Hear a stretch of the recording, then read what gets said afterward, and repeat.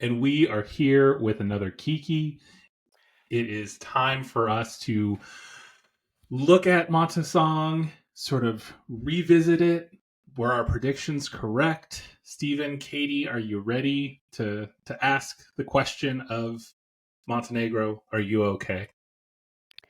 I think so. And I think we've waited long enough that the dust has settled. Knock on wood. For Right. now. We took the week off for the U.S. holiday of Thanksgiving, and I'm kind of glad we did so that we Hmm. could see how it all played out because it wouldn't be Eurovision without some sort of drama. Mm-mm. And what better way for Montenegro to come back after a 2-year hiatus than to stir the pot and start some drama by being like, we've picked an artist, but we haven't. And we're gonna send somebody else instead. But we'll get Jeez. there. Yes, we'll get to all of that. So to everybody listening, hopefully you had a chance to watch Montesong. Hopefully maybe you streamed it and were able to fast forward through some of the, I don't know, maybe boring parts, I might say. Ooh. Let's talk about that because for some of us who a day or two before realizing that this Montesong was taking place on a weekday and not a Saturday, and in the middle of the afternoon here in the U.S., was rushing back from the office, only to realize that they had plenty of time to get home. I The mean, first, 45 minutes was really I kind of mean, insane. Yeah, just like do less. Like, why are we doing this? I think part of it was that we didn't know the language and there That, were no yeah, subtitles available. So then I'm fair just enough. watching this going, guys, I know the 16 songs. I'd like to hear those, please. it was a combination of that, and I would say out of that entire 45-minute opening ceremony, if you will, or just opening welcome, the one thing that I can at least be appreciative of was Vladana's appraisal of Breathe, In which like English. English Hmm. or Montenegrin, like she can do no wrong with it. Right. It was beautiful, and it was And they nice just to send the English version of Breathe to Eurovision. again. Is it Well, technically a no, new song? no, because that came out before September 2024. But once we actually got into the 16 songs that were competing, Hmm. I was actually I was surprised at how well so many of them did live, but there were Yeah. still a good handful of songs that um, left me uh, perplexed and also was like, that's I feel like that's a nice way of putting it. That's so It's kind. okay. Just I was just come like, out with it, Stephen. yeah, it was It's just okay to hard. say these are trash. Yeah, it was just like, oh God, no, Yeah. no gracias. So I think the best way that we can do with 16 songs, um, they all had the opportunity to do 3 minutes on stage.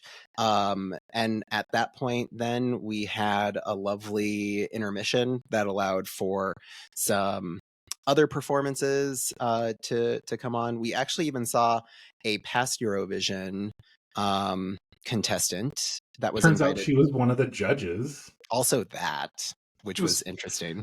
Yeah. She's like, I don't know how to pronounce this. I don't know what's happening, but here's my 12 points. Yeah.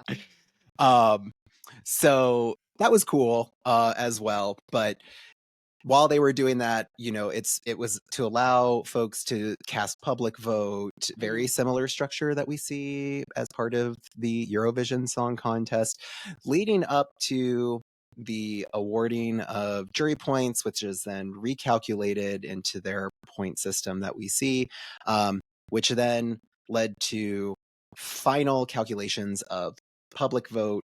And I think here we go. And I think Yeah. as we're reading this off, if folks want to give some commentary on their thoughts of their live performance, we can kind of just go from there. Um, I so will let's, just mention yeah, that the way they had it set up is that the max points from the jury you could get is 12. The max points from the public you could get is 12. So technically, a perfect score would be 24 Hmm. in their system. wonderful. So at the bottom, we had a 3-way tie for 16th place. And with 0 points, we had Dolce Hera with Repeat. We had Ben 9 with Stop War. And then we had our opening act, Anastasia, with Cry. And honestly, I had some mixed feelings about these three in like both good and bad ways, but like mostly bad. Like with Dolce Hera, as an audio song, I was like, this can go either way. Like I didn't mind it, but then like the live performance happened, and I was like, oh my god, what is happening? Because it started with a burlap sack, and it was immediately thinking of Cycle 4, America's Next Top Model, where Tyra made them like do a catwalk challenge with a burlap sack, and I was just immediately thinking, what's happening? And then it just got messier with her like backup dancers, and I just was not expecting her live performance to be that bad. Yeah. And this was one of the ones that I think we all agreed was like It was okay. It could go either way, was is like what I think. it was like, well, the song itself isn't really strong enough to stand on its own, but the live performance could really like elevate it. Viewer, Spoilers. dear viewer, it did not. So I'm so sorry. I felt as though she was going through the motions of the song. Yeah. Like she didn't want to be there. It just felt flat. It felt lifeless. I don't know what else to say. It other felt than like she it had felt the promise same. and she. Yeah. Yeah, it felt like she felt the same about her own song that we felt about it. It was like, It was very lifeless, yeah. Like, and then Yeah. there was a costume change in the middle of it too, and then she started playing the drum. Like, it was inexplicable. very much so. The three that were at the bottom overall wasn't terribly surprising, although Anastasia, I did like that song. I wasn't a fan of her live performance of it. It's just the interpretive hand movements. I don't know what we were doing. You went Yeah. first. You had a rough start to the competition, so I don't think that did her any favors. Yeah, this was one of the ones that I felt like I can't call it a bop because it's not like boppy, but like beautiful song. Yes. I would agree to that statement as well, and I feel very similar to both of you.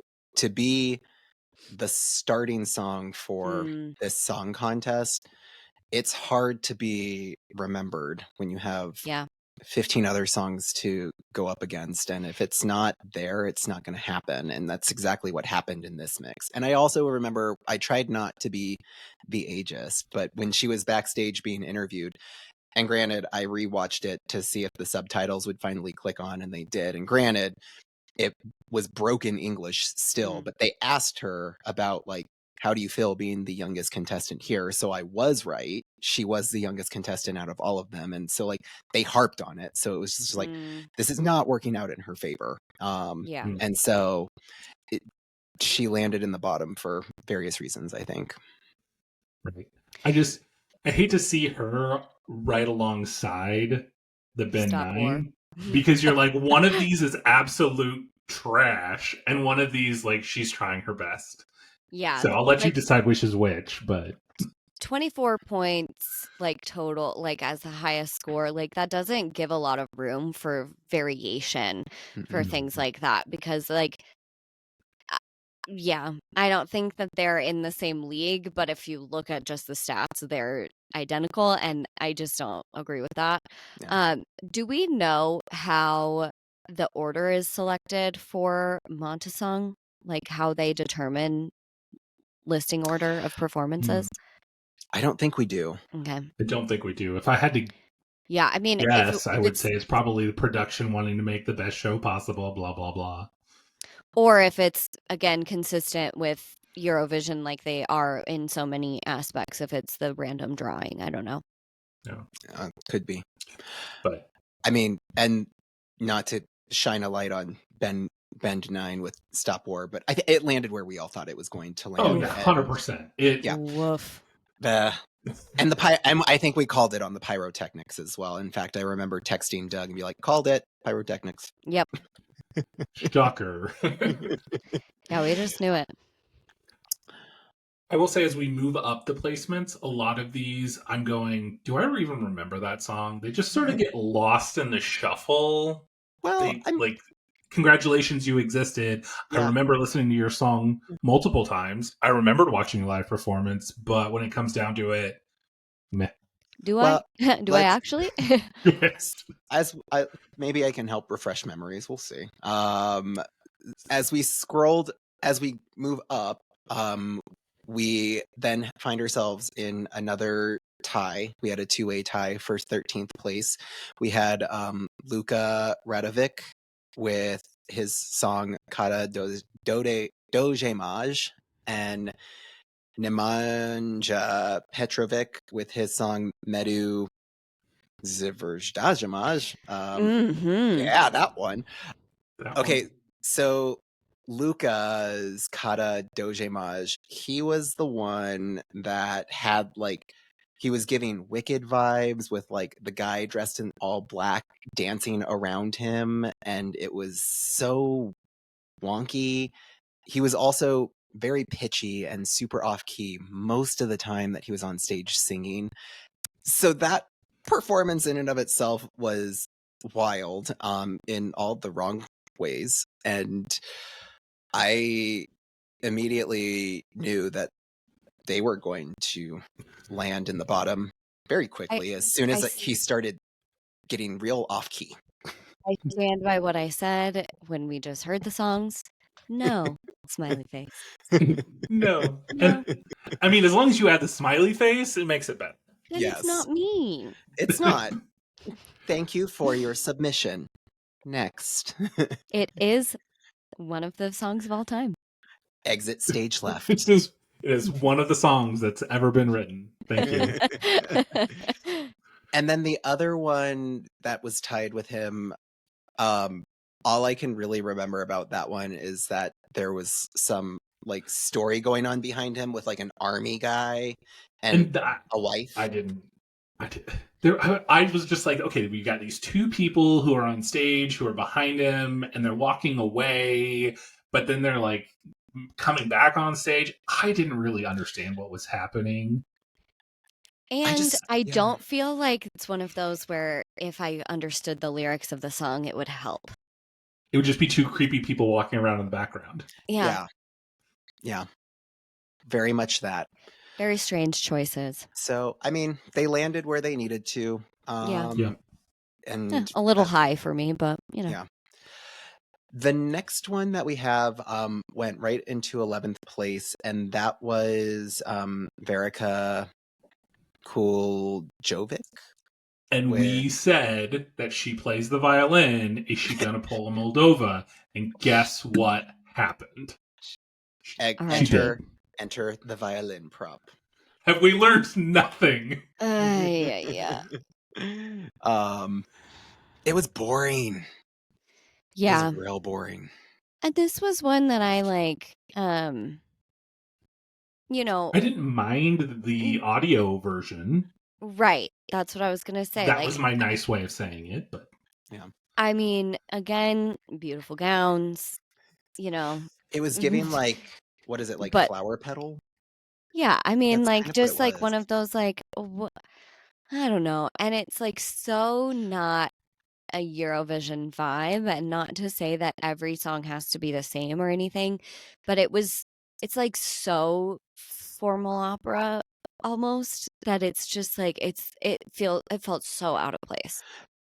Even just her demeanor though the entire time post performance during her backstage interview while she was on stage, it was very that it came across, and this is just my perception, she came across very arrogant and almost appalled at the fact that she didn't win or was ranked so low, how insulted she was.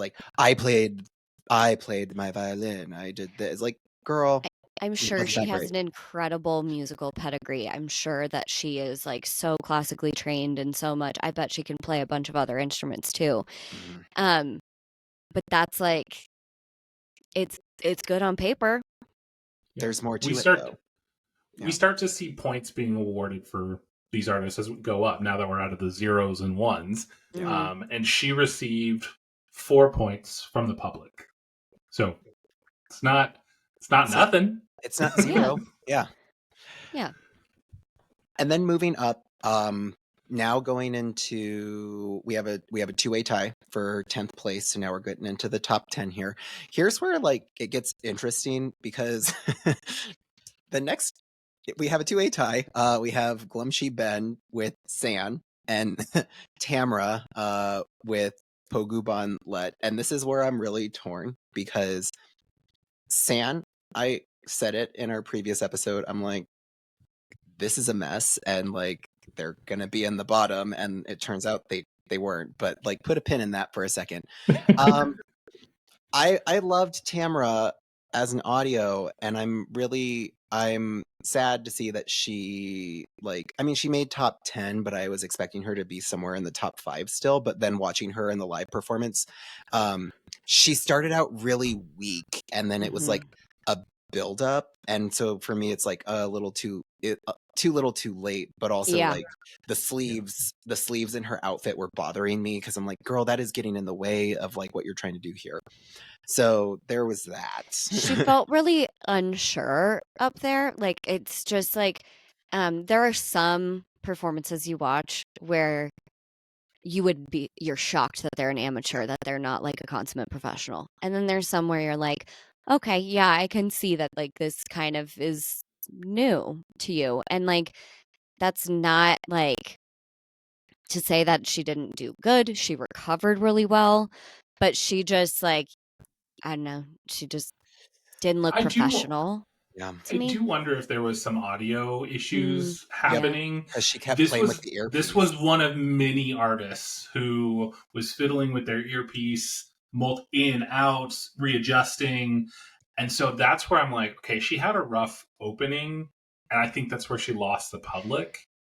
And I think for me, that's what I interpret as like being kind of new to this, because like in-ear monitors are very weird feeling, first of all, and they are not necessarily like you hearing the song and hearing like yourself. Like there's a bit of a learning curve to it. And so, I don't know, maybe they did have audio issues, or maybe it's just like this is totally new. But that was my interpretation of it. Yeah. Well, and I think that if we look at the scores and where they came from, she got 6 points. All came from jury, and so 0 from the public. And so I'm wondering, did the jury participate alongside, or is it like Eurovision where they've already scored ahead of time? I don't know.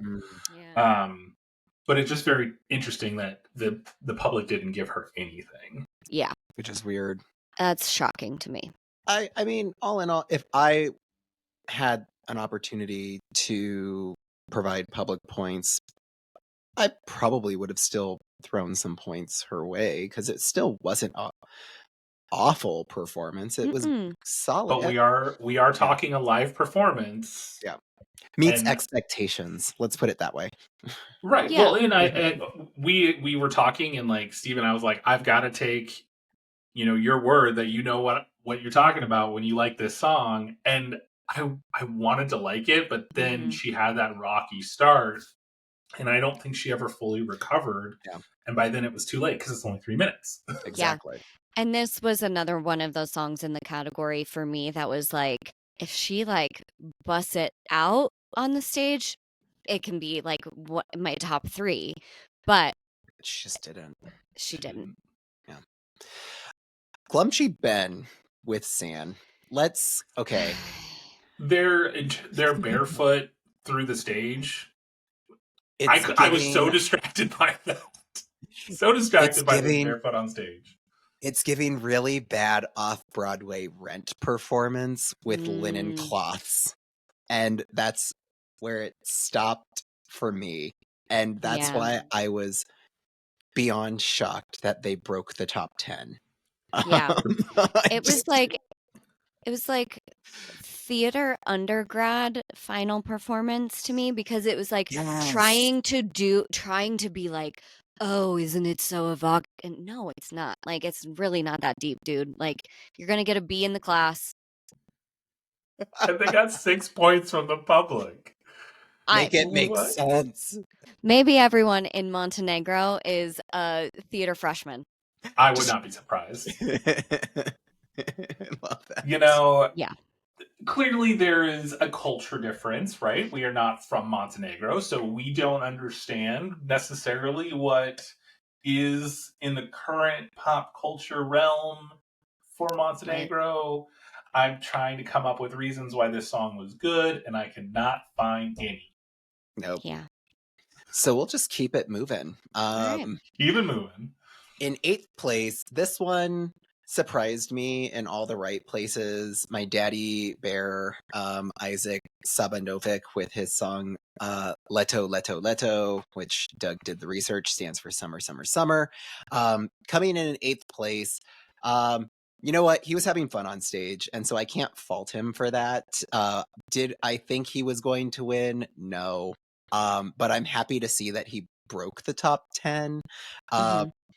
And I hope, if nothing, Katie, you like throw this song to Casey and be like, you're never going to hear this song ever again. But like, I hope you can think of Voyager and let us see everything's going to be all right. I tried to anthem. have him listen to it and he didn't love it, but he has a track record of not liking anything on first listen when it comes to Eurovision. So there's Roger, is that So- you? Roger, can you hear me? I don't know. But yeah, this was one of the ones that I was like, I could see this growing on me, and it did. Yeah. It has definitely grown on me. I get danceable vibes. Mhm. I will say that the whole staging of it with the backup dancer and their headpiece was very interesting, but I'm having fun while I'm watching it. A friend of the podcast, Seth, he was saying it was very Cthulhu. I can see that. I love that. I was just like, yes, this staging is a choice, but I'm having fun. And he was having fun. I love that. We then went and had ourselves a 2-way tie for 7th. A surprise for me was Tina Zanuck with her song Nova. And then, Katie, this was one of your picks. We had your girl Melina Vukic with Scorpia. Mhm. Thoughts Which on stands that? for scorpion. And guess what? She lived up to that. Her like, staging did not disappoint when it came to I like. was so disappointed how low this ranked. First of all, obviously love the song Biased. That was my number one pick going in. Yes. But her staging, it made sense and she nailed it. Like I felt like I'm disappointed. It valid. seemed like it was very well produced. Like production value of your set was pretty Yeah. pretty good. She looked professional. She looked like it looked almost never mind. No, That's go there. It's overly complimentary to say that it looked almost Eurovision ready, but Ooh. I think that was that might be I think it a little had too had kind. it had the qualities to be Eurovision ready. I'll go there with you on that. For me, like she went full she went full Scorpion for me. I agree with all of you. The stage performance was awesome. I said she was giving me 1980s Bridget Nielsen like the entire time. I saw that's what she was giving me in just her costume, her makeup, her stage performance, and all of that. I can't really fault her for anything. It's just I wish the jury and the public would have given her a little bit more love. Well, I feel as though her vocal was the rough part. Like she had everything together, from the choreo to the costumes, the vibes. They were all on point. But I think the vocal suffered. And I think we saw that in how the points came out, because she had 8 points, all of which were from the jury. Wow. Yeah. Okay. Tina's song Nova is the one that kind of shocked me, making its way into the top 10, almost breaking it into the top 5. When you say shocking, you think it's too high? I do. Like, as I've continued to listen to it, like post Monta song, it has grown on me. Called it. She leaned into the disco. We knew that was going to happen, and I actually did end up liking it a lot more than I thought I would. I think she did actually really like nail it, as the live performance goes. I am still just kind of surprised that she placed as high as she did, but I say that in the best way possible. She was having a good time. She leaned into it. Yeah. And it paid off. It was not my top choice, but you can tell sometimes when an artist is enjoying their time on stage, and this was that time. Yeah. And that always, like, will give it an extra, like, 15% for me. Like, just like if you're having the time of your life and doing pretty well. I mean, like, yeah, I was very pleasantly surprised by this one. Yeah, I didn't know where they were going to go with it with the staging and stuff. Still feel like it's a little bit too literal of an interpretation of like disco 70s 80s kind of thing. I would like it to be a little bit more of like a modern take on it. And I think that was my feedback when I first heard it too. Was like it's not that time anymore, so it's cool to have like take inspiration from it, but it was so literal. It was kind of a costume like cosplay for me. Yeah, we didn't do jazz disco in a new way. We just did 80s jazz disco. Right. But to kind of go back to what you were saying there a little bit ago, it could be because she was having so much fun with it that the public and the jury saw that, and that could have been what gave her that boost. So yeah, regardless, it's, as I mentioned, it surprised me in a good way. So kudos to her for that placement. Moving into the top 5, if I remember correctly, Kate with her song Obala Raha was one that we all kind of collectively were okay with. Back in the day, we know that it was a bit of a slow beat to begin with. This one was also one that was one of the few songs that did mix a little bit of English. So there were some moments that we could actually understand her. Like, guys, I know that word. Here I am. Yes, here you are, Kate. I remember saying that it had a lot of potential, and I was going to be really curious to see how it was going to pan out. So a top 5 performance, the jury seemed to have appreciated it. The public seemed to have really liked it. So I remember her getting a lot of 8s and 10s, possibly even a 12 from the jury at one point. So, I mean, she stuck it. But she ended up not winning, but there you have it. I enjoyed the song. I think that she had some good choreography that was going on stage. And yes, it was not the winner, but I'm glad to see that this was in the top 5. Yep. Yeah. Same. Yeah. That's all I got. I got nothing else to add. We pretty much covered it. Yep. All my thoughts too. Next one was Doug's pick, which was Dirda with Tuluba J. I'm shocked. If I'm going to be really honest, the staging was. Yeah. Go ahead, Steven. Sorry. I'm shocked that she made top 4 because it was live was very yawn. I was just not impressed with the live performance at all, but she has if I remember correctly, she does have a pretty like good reputation in Montenegro, and reputable is probably the better way to put it, and folks seem to like her out there, so maybe that's what helped. But no, sorry Doug, I wasn't a fan. I mean, she technically got 3rd place from the public. Yeah, that's insane. As much as I love this song, the staging did nothing for her. In fact, I think it hurt her. It's like she went out there and said, they were like, all right, we're gonna practice, we're gonna what's our concept? And she's like, no. I'm just gonna go out there and I'm gonna walk around, maybe be a little whimsical, but I got this. And everybody went, do you though? Looks like she skipped rehearsal. Yeah. Very much that. She got lost on that stage so hard. Sucked her up, man. Yeah, I mean, and I think sometimes it's good to have a performance like that to really make you appreciate when someone can go out there and own the stage, to realize like that is a very specific skill set and it is not natural. It's not easy and not always possible for us. Which then leads us to our third place group, which is Bariak and their song Divaskara, also known as Two Hearts, which was a surprising The public one. Loved it. Yeah. Their public loved it.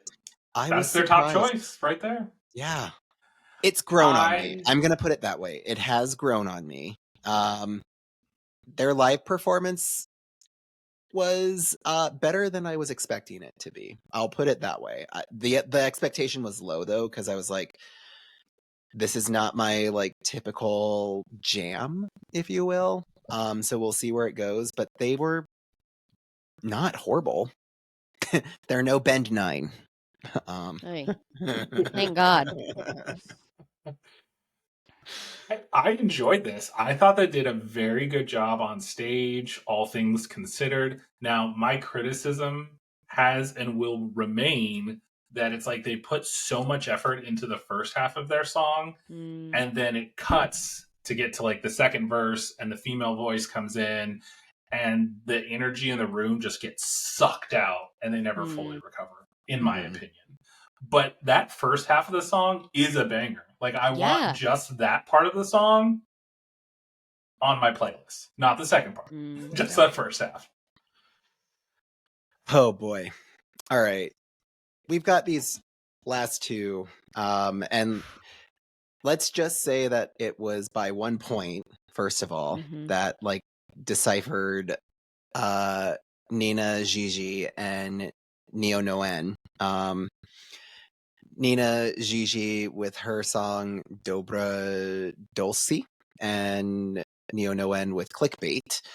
And for those who maybe have not watched or listened to Montesong 2024, at the time of this recording, it has now been revealed that Neo Noen has officially withdrawn from Eurovision. They were originally announced the crowned winner of Montesong 2024. However, shortly after the announcement of their win, news came out that their song Clickbait was actually performed earlier than the September 1st, 2024 date, not just by like a couple of days or a couple of weeks or a couple of months, but by like a year. A year and some months. Over a solid year. Yeah. A year and some months. Look, guys, come on. Like, there's like a couple rules. Like, I know that Windows 95 Man has a song that talks about having no rules, but in the Eurovision Song Contest, there are rules. 3 minutes after September of the year before the contest, like there's just like a few things you gotta do. All right. And you can't do them. I'm going to take on the role of their public defender. According to them, what you saw in that clip from June 2023 was at a festival, and it was a quote-unquote working version, and not their actual song. Also, according to them, and this is the worst offense ever, they're like, but other songs got to go through. Okay, that just because they did, does that make it right?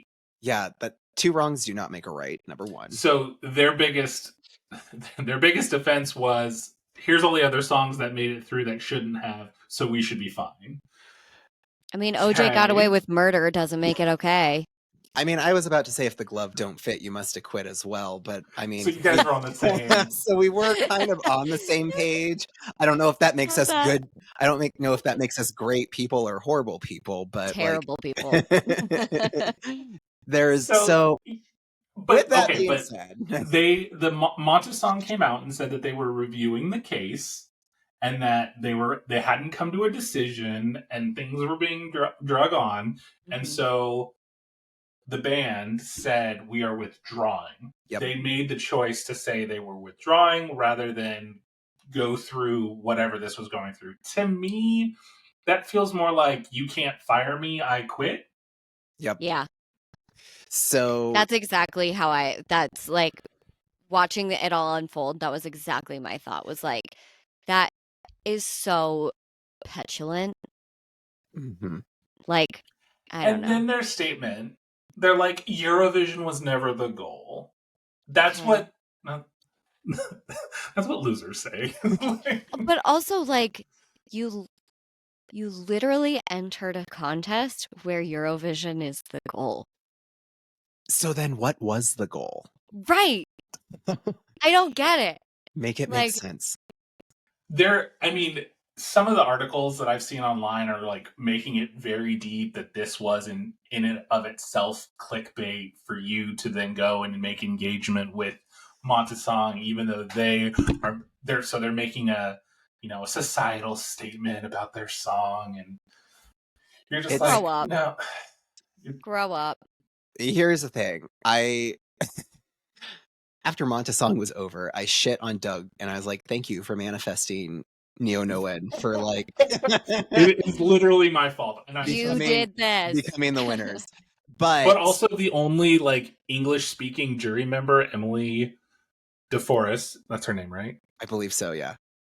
She gave 12 points to them And for it- clickbait. Yeah, I'm and like, she didn't even like. She was like, "It was a good song," and I'm like, "Was it, girl?" was it? Because like, So, Is the good song in the room with us right now? or is it literally the only song that you're giving 12 points to because you can pronounce it? Oop. She is a Eurovision winner. Show some respect to Denmark. I'm just saying. Yeah, jeez. Okay, But also, yes, I want to apologize to everybody and the world for saying this would be the winner. But to some extent, it's like I'm in tune with my inner Montenegrin, and I knew what the public was going to want. So, Okay, sure. I guess. you Let's can hire me as a Eurovision correspondent, is really what I'm trying to say, because I clearly know what a winner is. Is that not literally what we're doing? Yeah. No, I Like- want to That get is- hired as one. Thank you. Wow. You wanna So get for paid? anybody that's Shocker. listening, Katie and I are looking for a new commentator to join us here at the Who's Eurovision willing to Kiki do it podcast. for free That's with dignity? yeah, pro bono. Well, I don't have any dignity, so Well, that's not on us. There's that. So let's now put the focus on our girl Nina Gigi, who I know that many of us, when we were breaking down the songs pre-Montesong, collectively the three of us were like, this song is definitely one that has potential. I think we also collectively were like, top three. I think we all were like, this is a top contender for sure. And it's great to see a couple of things. Number one, Montenegro. There was also news and speculation after Neo Noen was withdrawing that Montenegro was considering withdrawing from Eurovision altogether, which was one, stupid, because why would you do that after being on hiatus for two years already? And number two, pretty sure there are further rules that are like after you've committed, there's like fines if you can't uncommit. Yeah. back out. Yeah, so don't face that. And number two, Nina Gigi is a returning artist who has previously competed for the Eurovision Song Contest. And so it's nice to see that we have somebody who's familiar with Eurovision who's going to come back. And I'm excited to see her elevate this song.